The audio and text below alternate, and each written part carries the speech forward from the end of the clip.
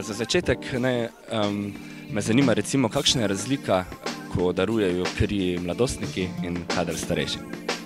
Ja, pri večkratnih krvodajcih naše delo res poteka rutinsko, malo bolj hitro.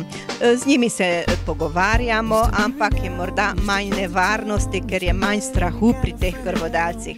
Pri teh novih krvodajcih smo bolj previdni, ker pač organizem ni vajen na vse te momente.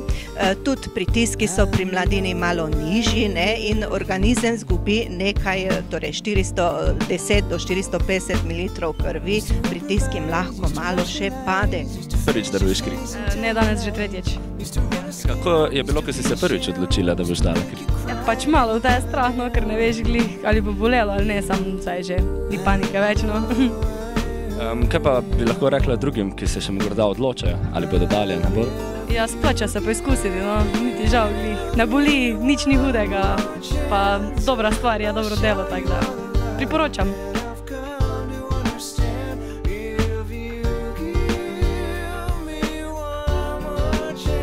Zakaj si se odločila darovati kri? Ja, ne vem, ker se mi zdi to pomembno pač za ljudi druge pa to. Je to prvič? Ne, tretjič. Ja, zdravo si na darovanju prvič? Ne, četrtič. In kako to, da si se odločila spet?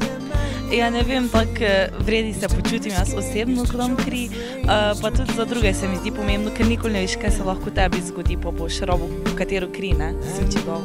Pa se mi zdi tako vredi, da dam kri. Kaj pa je tebi osebno kaj te najbolj privlači, recimo, da greš dati kri? Da naredim nekaj dobrega. Kaj pa zatem, ko daš kri, kako se počutiš? Si malo motična? Ja, dvakrat prvič sem bila čisto okej, tretjič pa sem bila malo motična, tako da sem mogla eni par minut počivati, ja.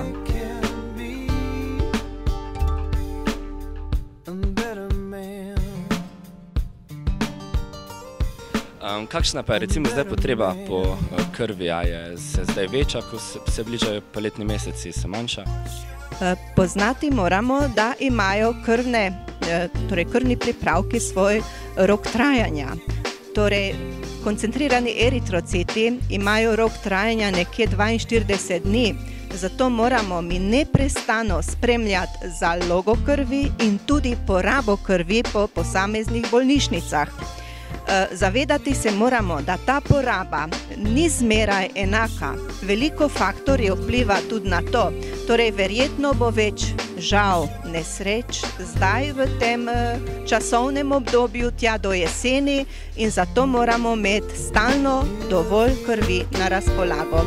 Saj darovanje krvi je ena izmed največjih moralnih vrednot v družbi in mi moramo s takimi postopki in z delom podpirati tovrstna dejanja.